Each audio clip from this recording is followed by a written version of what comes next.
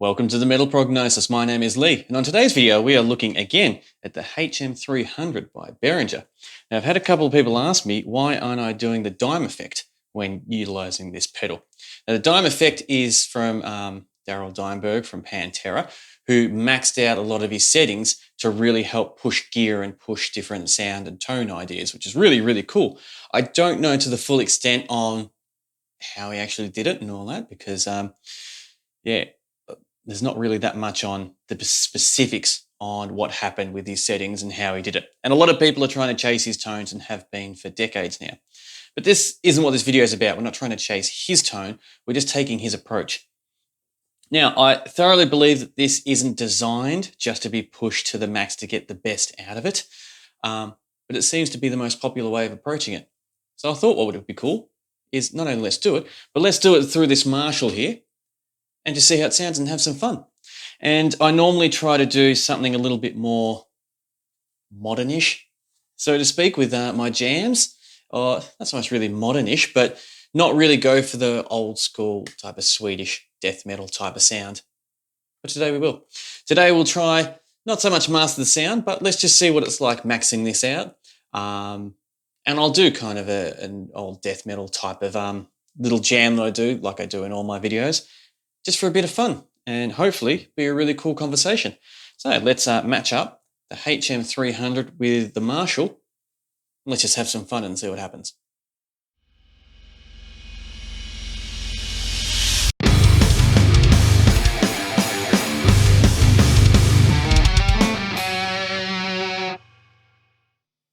Now we have everything set up ready to go. I'll grab my artist guitar because my Jackson is still at the doctor's.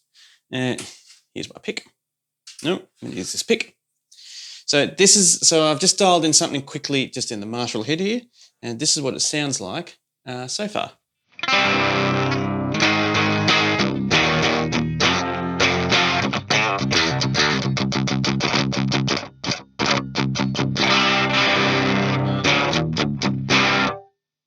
Nothing wow, but I didn't want to go too heavy on the distortion here, just a little bit of dirt, and we'll let the pedal do a lot of the work.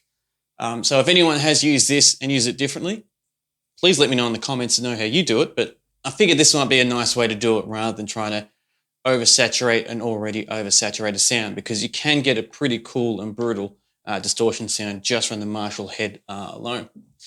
So over to the pedal, which is the main inspiration to this video. We have level, low, mids, and distortion all pumped in high.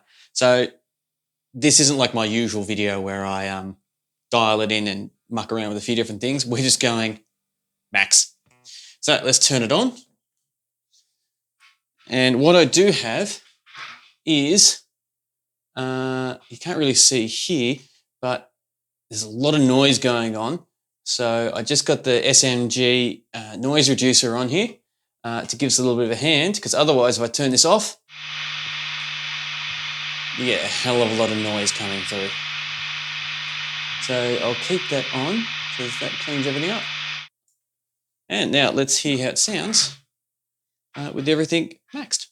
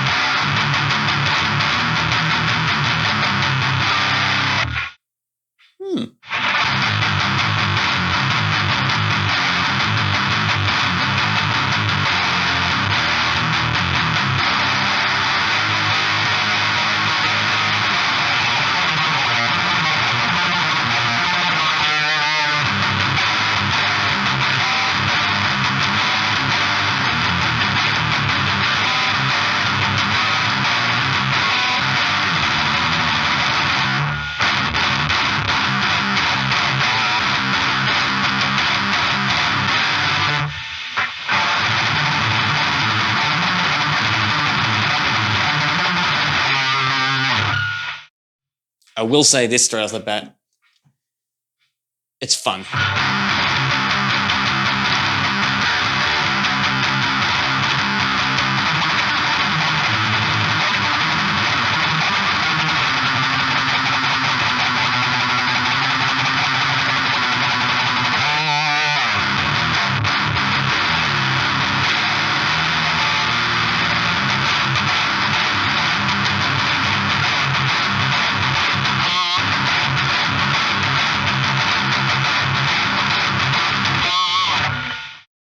Yeah, that is lots of fun.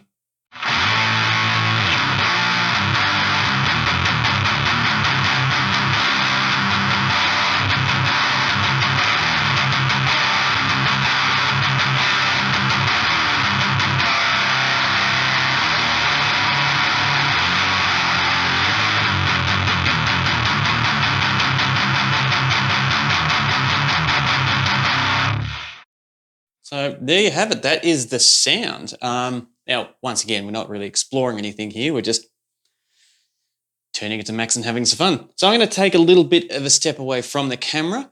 Let me compose something a little bit old school death metal-y to at least what I feel with the different chords and different progressions we can use with it. I'll share it with you. Then we'll have a quick chat about it afterwards. But yeah, this is definitely no means a video of let's make the coolest tone we can. This is let's just have a bunch of fun with maxing this out. So yeah, sit back, relax, and I'll see you all on the other side.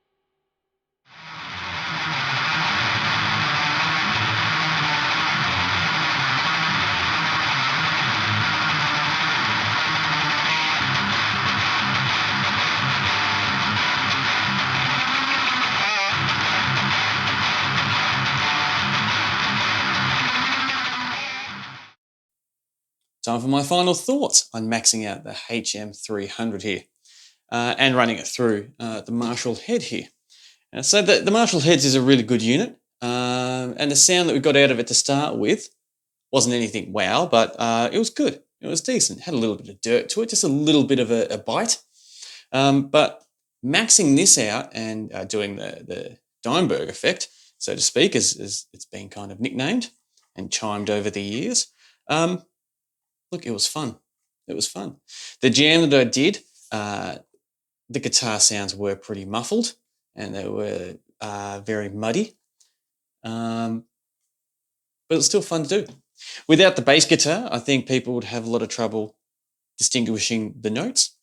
But also, in saying that, like thinking back to the mid-90s, a lot of the black metal bands and early death metal bands that really didn't have the budget to have the big production that we're all accustomed to these days, that's how a lot of guitars sounded.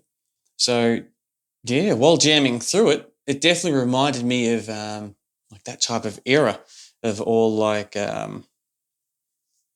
the local bands and or even the bands from overseas that you'd get demos of and hear little segments of here and there and on compilation CDs as we used to get them back then, and that's kind of the guitar tone they had. Not It's not the best, but it's not too bad. It's definitely got a time capsule type of feel to it, which is kind of nostalgic in a way and kind of good. So I can definitely see the appeal of approaching it this way. But I'm not the best at this type of approach because my tone and my sound that I go for isn't towards this. But I'll be keen to hear if anyone else has approached it this way, how you did it. How did you feel how I dialed in compared to you do it? Do you have any other suggestions on the best way on how to approach this? And I don't mind doing this with other pedals too. It doesn't have to be the HM300. But yeah, just trying to get different sounds for different genres without copying any specific bands. Because as I stated at the start, I didn't want this to be a let's try get a Pantera sound. But I'm happy to do a let's try get an overall type of genre sound for a certain time period, because that can be pretty fun. There's not much else I can really say about this because there's not much I really experimented or did with it. It was just It was noisy, it was nasty, it was extremely oversaturated. But kind of knowing that was going to be the case, it was just fun to jam with. So I definitely wasn't disappointed. It's not something I'm going to recommend or not recommend, because if that's something you're into and that's fun, all to you. That's brilliant. But yeah, definitely not the tone that I've used in my previous bands or many other bands I've worked with. I've recorded a couple of black metal EPs over the years for other people, and yeah, we definitely didn't go this buzzy and this fuzzy. And I know there's absolutely purists out there that are probably going to argue, saying, "Well, wasn't true black metal then," or whatever. But you know, you're always going to have strongly opinionated people, and that's fine. As long as they're happy and doing their thing and not hurting anyone else, that's no problem at all. Don't know what else to really say about this, other than, yeah, I'll say it again. It was fun.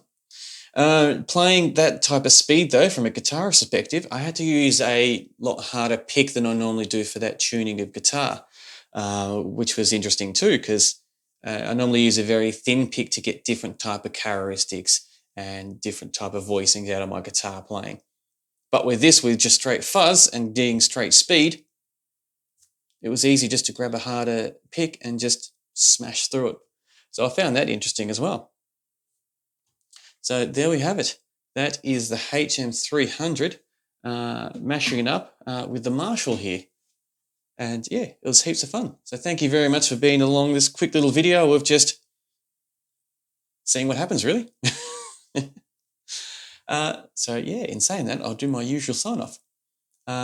Thank you very much for being a part of these conversations, and I thoroughly look forward to joining you again in more conversations we have of mashing up different gear and just trying different things, either for the fun or to see if we can get the best out of the best of it. Now this, I don't know if this is the best of it, maxing it out like this, but it was definitely fun. So I really look forward to chatting with you again next time. And until next time, please stay safe.